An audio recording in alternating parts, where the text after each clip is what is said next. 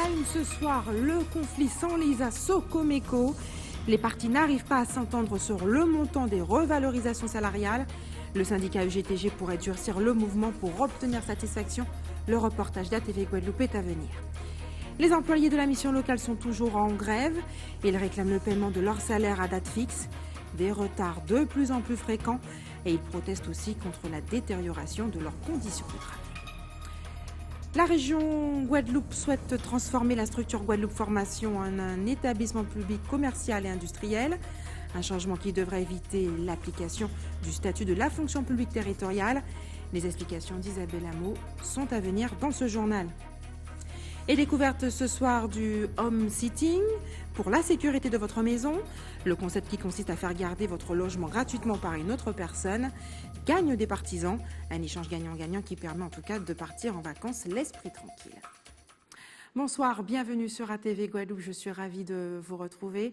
Depuis plus d'un mois, les salariés de l'entreprise Socoméco ont entamé un mouvement de grève pour réclamer des revalorisations salariales.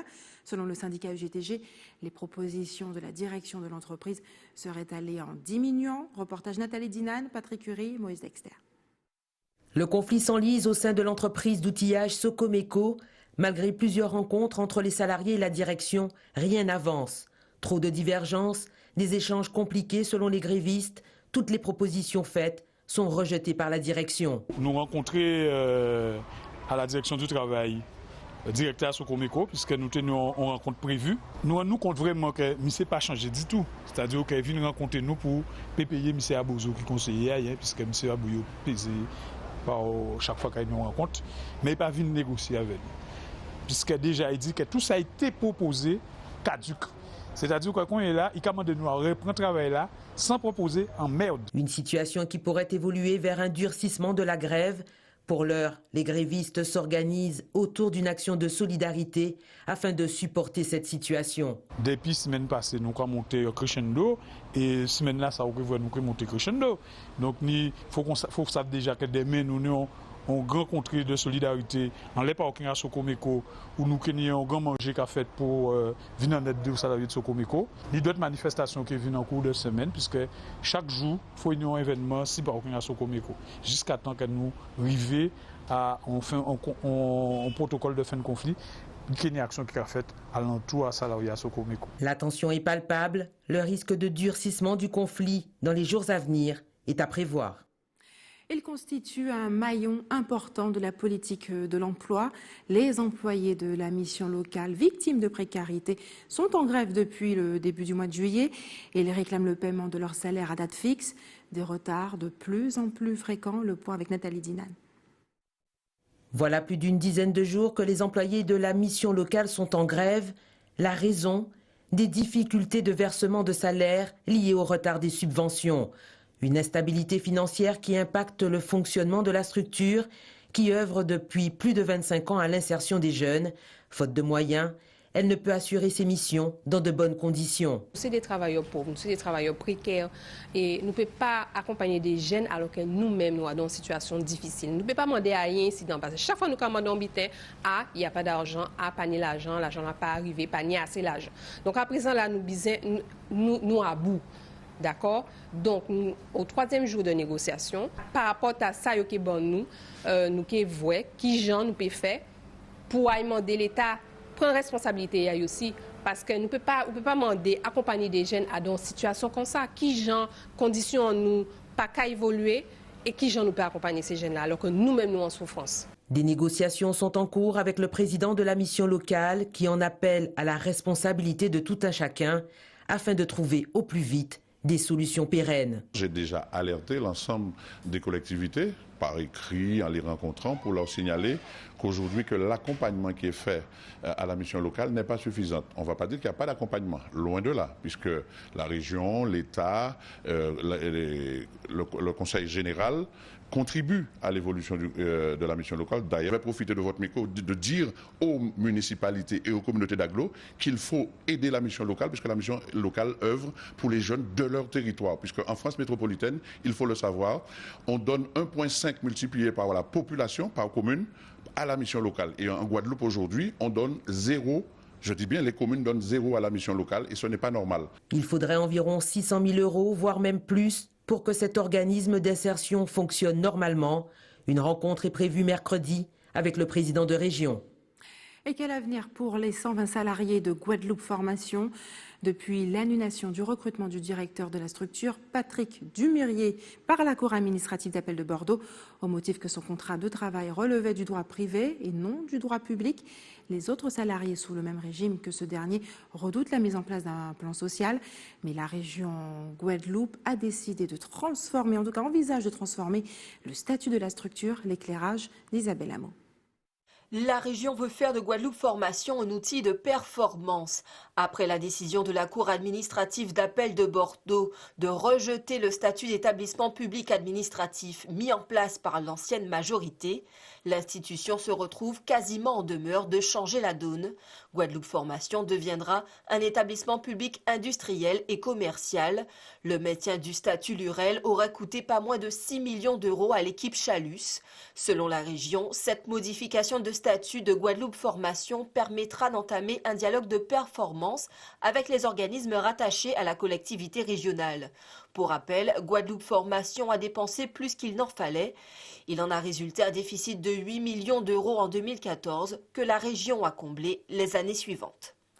Et la ville de Sainte-Anne ne reviendra pas à la semaine de 4 jours. Le maire Christian Baptiste a décidé de maintenir les rythmes scolaires alors que le décret gouvernemental lui laissait la possibilité en tout cas d'abandonner cette mesure. Reportage Isabelle Hameau.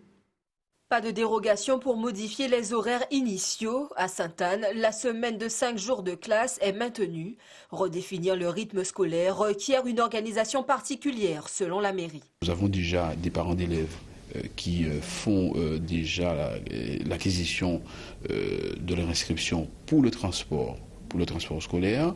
Ensuite, ça nous demande aussi, si toutefois on revenait à la semaine des 4 jours, toute une réorganisation au niveau du personnel. Il faut savoir que nous sommes l'une des communes où le personnel, notamment dans le domaine des écoles, est annualisé. Et donc cela nous obligera, si nous devons revenir à la semaine des 4 jours, à prendre une libération, d'une part, et aussi à passer au comité technique. Cela n'empêche pas du tout que nous puissions préparer l'année, la prochaine, l'autre rentrée scolaire, c'est-à-dire de 2018 à 2019, en totale concertation avec les parents, avec les enseignants, évidemment avec notre personnel, parce que nous, ce qui nous importe, c'est la réussite éducative. Plus que la réussite scolaire, c'est la réussite éducative des enfants. Outre les engagements pris avec les associations pour assurer les temps d'activité périscolaire, la municipalité profite de l'arrivée à échéance en 2018 du projet éducation territoriale qui permettra de tirer un bilan des rythmes scolaires. Il prend fin, là c'est sa dernière année, et Monsieur le maire entend le faire évaluer pour savoir qu'est-ce qui a marché, qu'est-ce qui n'a pas marché, est-ce que tous les objectifs ont été atteints, qu'est-ce qu'il faut garder, modifier. Et notamment à l'intérieur, il y a la question des horaires, de ces fameux horaires. Donc par exemple, si on constate qu'il y a une très très forte demande majoritaire pour un type d'organisation, bien sûr que la mairie adoptera en fonction de ses moyens ce type d'organisation. Mais ça nécessite une évaluation précise et il faut prendre le temps. Certaines communes seraient revenues à la semaine des 4 jours, notamment aux abîmes. Et depuis près d'une semaine, une partie du personnel de l'unité psychiatrique du CHU est mobilisée. Ce secteur serait le parent pauvre de la médecine en Guadeloupe, des malades confrontés aux cafards et aux mille pattes en grand nombre. Bref, à en croire ces professionnels, on naviguerait en pleine folie. Docteur Doré Samy, bonsoir. Bonsoir.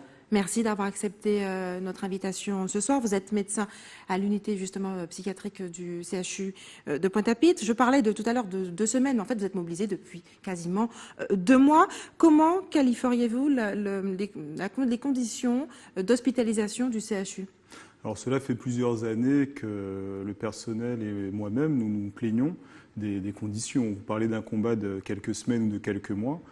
Les éléments qui ont été soulignés par cette manifestation qui a donc eu lieu la semaine dernière sont des choses qui existent déjà depuis plusieurs années. Que se passe-t-il exactement à l'unité psychiatrique du CHU ? Alors je ne vous livrerai que quelques exemples. Par exemple, il y a 3 formes de structures déjà. Il y a les services d'hospitalisation, le service d'accueil des urgences et des structures annexes, des hôpitaux de jour et des centres médico-psychologiques, donc des dispensaires. Mais ne serait-ce qu'à l'intra, il y a un problème pour l'accueil des patients, puisqu'il y a un certain nombre de chambres qui ne sont pas fonctionnelles, sachant qu'elles sont au nombre de 20 pour 70 000 habitants, c'est-à-dire très peu de chambres pour de très nombreux patients. Il n'y a pas d'eau chaude, par exemple, il n'y a pas de climatisation dans les locaux utilisés par les personnels, c'est-à-dire que pour faire un entretien médical, être à 40 degrés, c'est pas comme être à 20 degrés. En termes de nervosité, en termes d'endurance, ça ne demande pas la même énergie. Donc toutes sortes de problèmes qui s'accumulent également aux urgences psychiatriques où vous pouvez assister à des spectacles voyant 5, 6 patients attachés sur un brancard au fond des couloirs des urgences, puisque la psychiatrie partage les mêmes locaux que les urgences générales. Est-ce que la situation est arrivée à un stade où vous êtes inquiet pour l'avenir, la sécurité de ces patients? Il y a aussi du personnel? Alors l'inquiétude, ça fait plusieurs années qu'elle existe. Là, on est plus dans la perspective d'un appel au secours, c'est-à-dire d'une situation où on est dépassé par les événements, par ce qu'on nous demande de faire. Il faut bien comprendre, au niveau de l'unité de la Grande Terre, ça représente 3000 patients, 3000 familles. Autant ou plus pour la Basse-Terre? C'est ça, un peu plus que pour la Basse-Terre. Pour vous donner une équation simple, disons que la Basse-Terre reçoit 1/3 des patients avec 2/3 des moyens, et nous recevons 2/3 des patients avec 1/3 des moyens. Un exemple, un chiffre simple, nous sommes environ 7 ou 8 psychiatres pour la Grande Terre, là où nous devrions être en moyenne nationale à 40. Donc on a dépassé, comme vous dites, le stade de pénurie. Nous avons tenté de joindre en vain le directeur général du CHU. Par communiqué, nous avons eu une réponse en tout cas officielle. La réponse de la direction et de l'ARS serait la création d'un seul établissement public de santé mentale pour toute la Guadeloupe, les compétences du centre de Montéran et du CHU de Pointe-à-Pitre à l'horizon de janvier 2018. Cela vous convient-il ? Alors cet établissement unique, donc public de santé mentale, nous accueillons sa construction progressive avec un certain optimisme. Néanmoins, il n'empêche que ce que nous demandons actuellement nous paraît non seulement légitime, mais surtout très urgent. Nous ne pourrons pas attendre le 1er janvier 2018, si tant est que cette date soit la bonne, pour recevoir donc ces moyens de base qui nous permettent de soigner une population guadeloupéenne actuellement en grande détresse, puisque vous pouvez être avec votre proche en situation donc de crise psychique, sans solution, sans psychiatre, sans lieu d'hospitalisation correct à l'heure actuelle.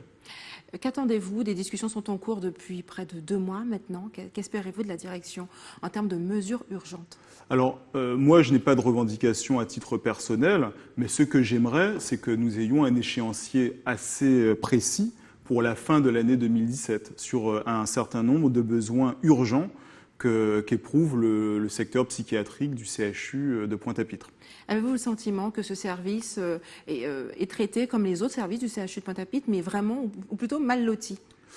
Ou qu'on ne mesure pas en tout cas la gravité de ce qui se passe? Alors je pense qu'il n'y a pas de hiérarchie dans la douleur, c'est-à-dire que je ne peux pas dire qu'on est moins bien loti que nos voisins. Simplement, je parlerai plutôt de besoins de base, de la même manière qu'on ne peut pas arguer d'un déficit pour refuser une prothèse de hanche à un patient en orthopédie, on ne peut pas arguer d'un déficit pour loger sous la contrainte un patient de psychiatrie dans une chambre insalubre.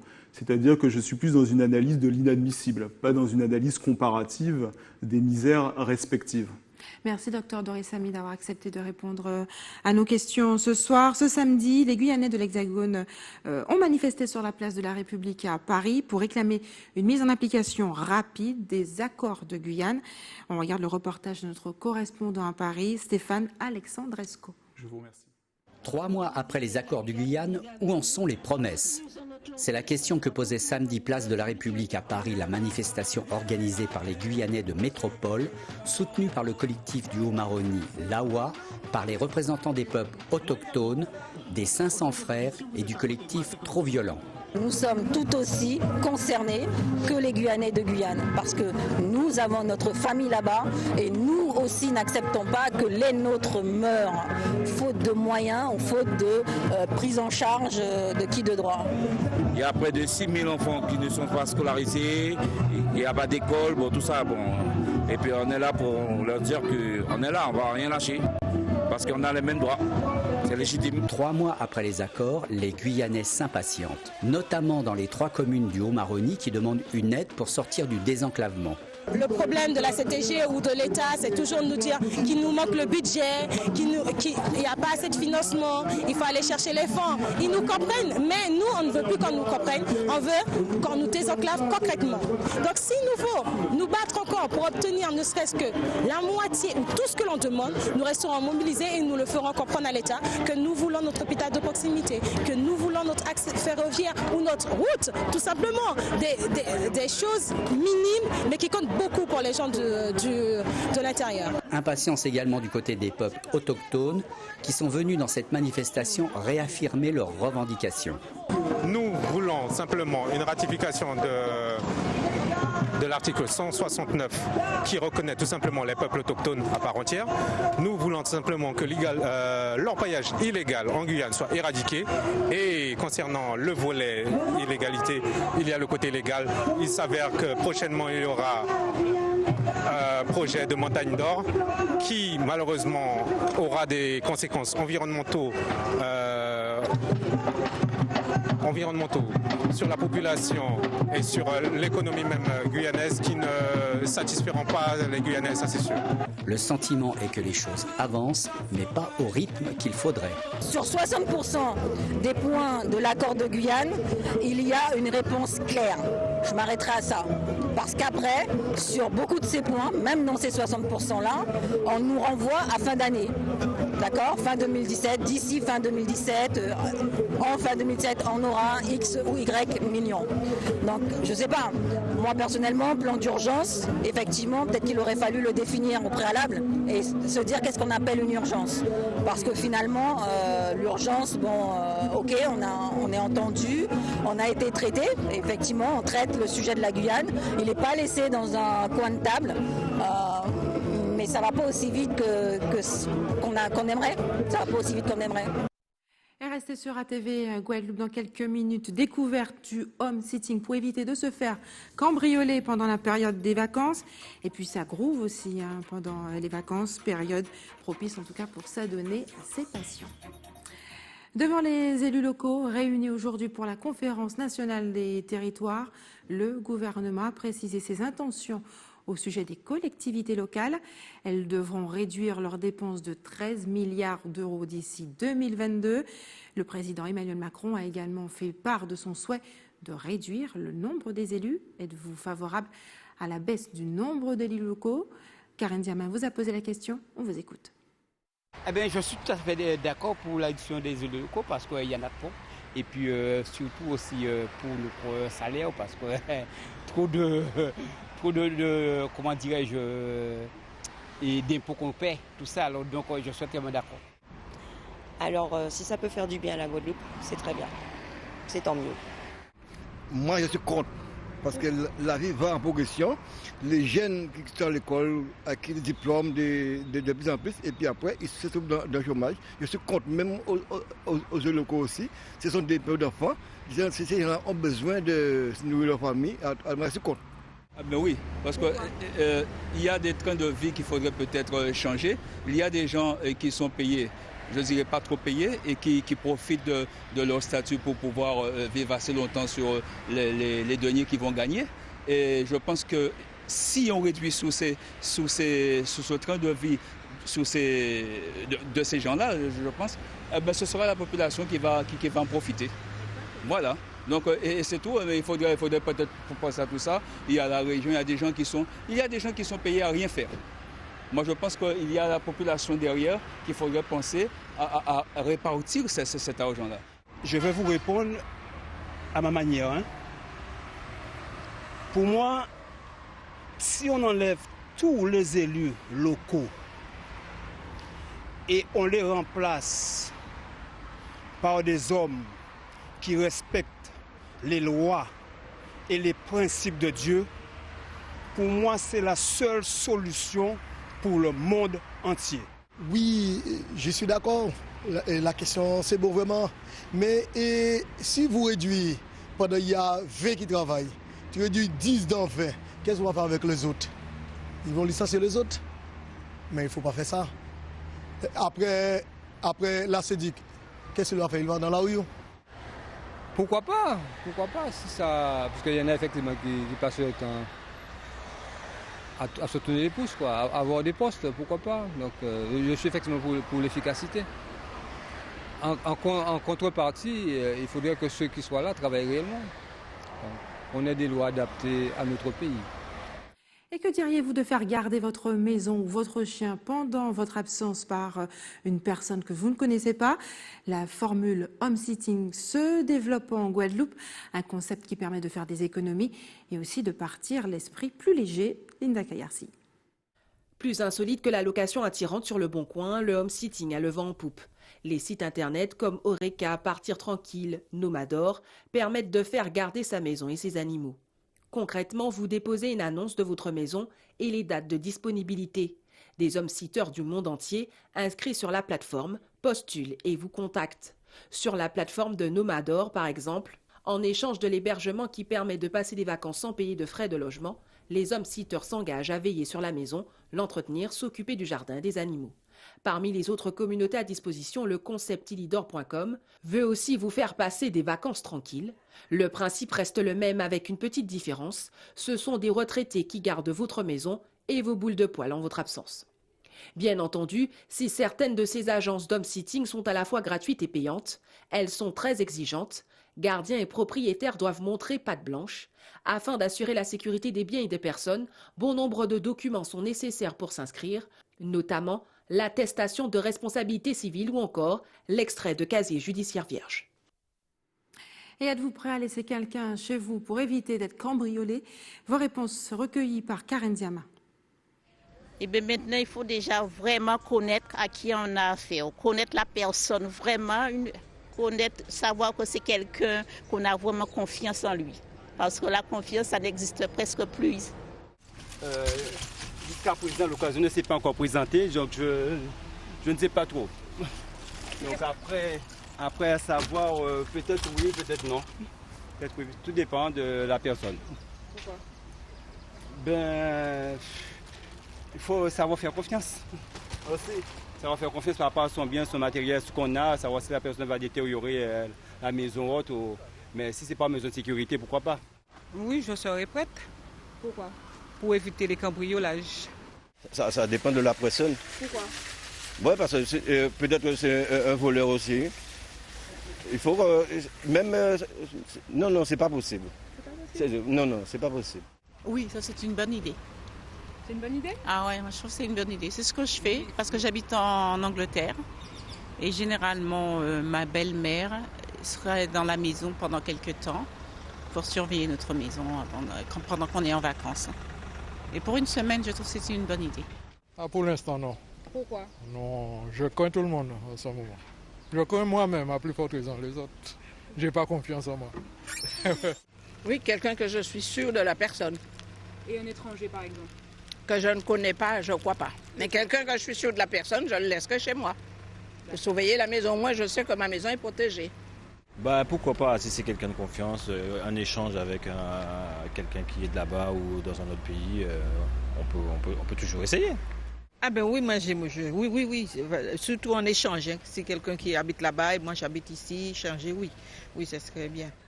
Non, moi je trouve que non, il ne faut pas laisser n'importe qui chez toi parce que tu peux avoir des problèmes. Je ne serais pas à laisser personne dans ma maison, même un policier ni un gendarme. Pourquoi? Parce qu'ils sont tous pareils. Volant ne marque sur le visage de personne. Chanter, composer, jouer d'un instrument comme un professionnel, ces vacances sont aussi l'occasion pour les mélomanes de s'adonner à leur passion. Direction la Guyane, où une dizaine de jeunes participent en ce moment à un atelier sur les bases mélodiques à l'Institut de formation des disciplines musicales de Cayenne. Le reportage est signé Yvan Lemar.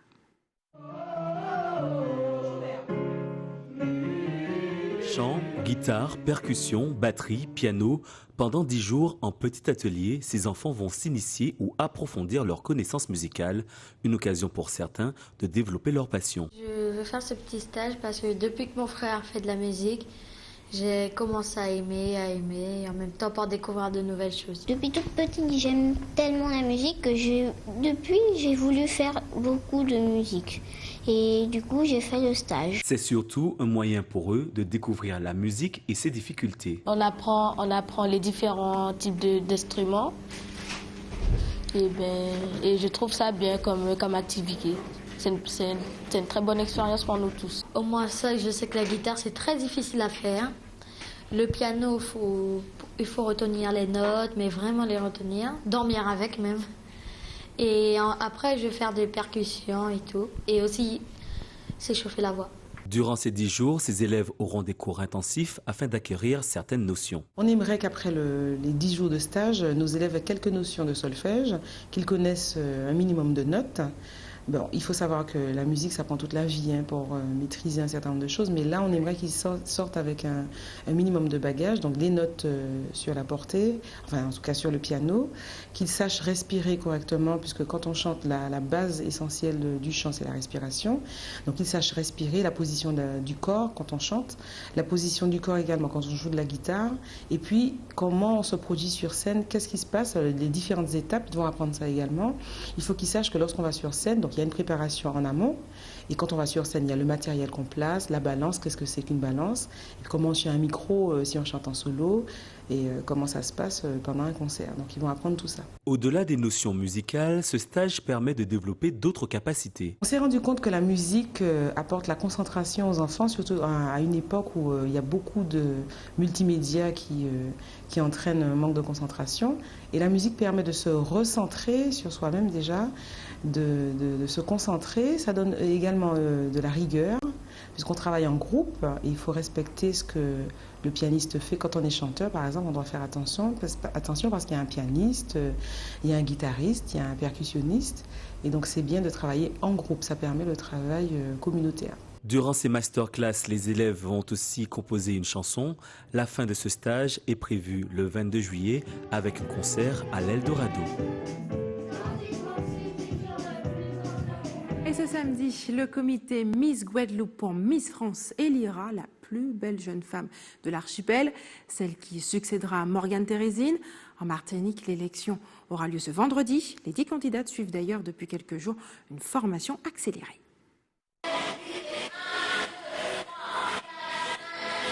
Un jeu de jambes qui devra être irréprochable le jour J. La mise en scène peut-elle aussi faire la différence? Manuela, la chorégraphe, veille au grain. Il faut s'adapter à tout le monde, mais il faut aussi qu'elle puisse s'adapter aux chorégraphies parce qu'on doit créer une chorégraphie unique pour tout le monde et on ne peut pas non plus faire en fonction de telle ou telle personne. Donc on a simplifié les tableaux puisque vu le délai, on est obligé d'axer plus sur la partie donc défilé où on va voir les filles. Il y aura bien évidemment de la chorégraphie parce qu'à Miss Martinique, on fait des shows chorégraphiés.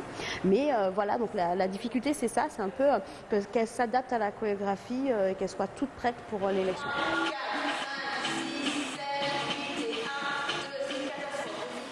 L'exercice se révèle parfois périlleux, car pour certaines, c'est une grande nouveauté.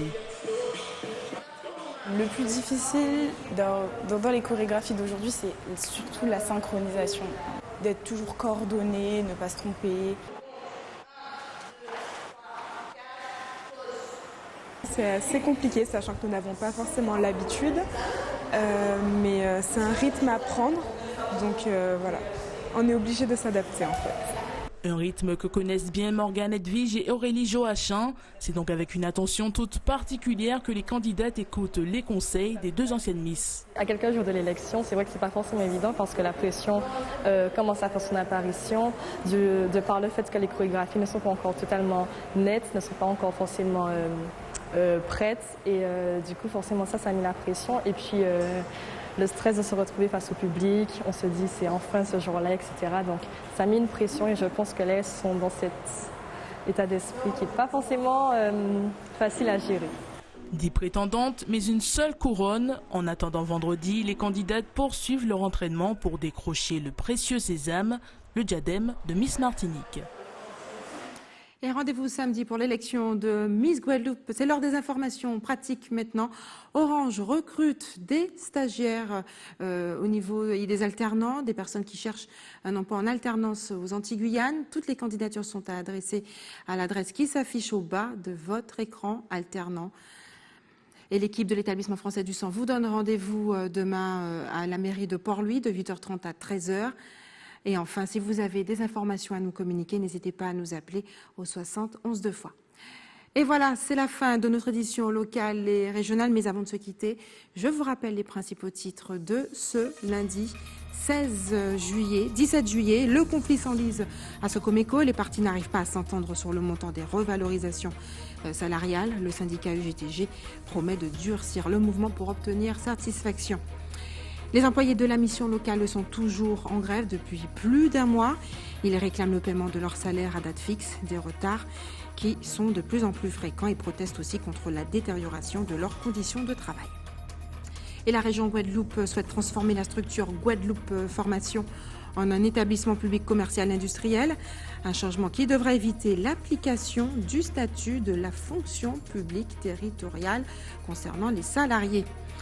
Et découverte ce soir du home sitting pour la sécurité de votre maison. Le concept qui consiste à faire garder votre logement gratuitement par une autre personne en votre absence gagne des partisans. Un échange qui permet de faire des économies et de partir en vacances l'esprit tranquille. Merci d'avoir choisi ATV Guadeloupe. Je vous souhaite une excellente soirée. On se retrouve demain à 18h50.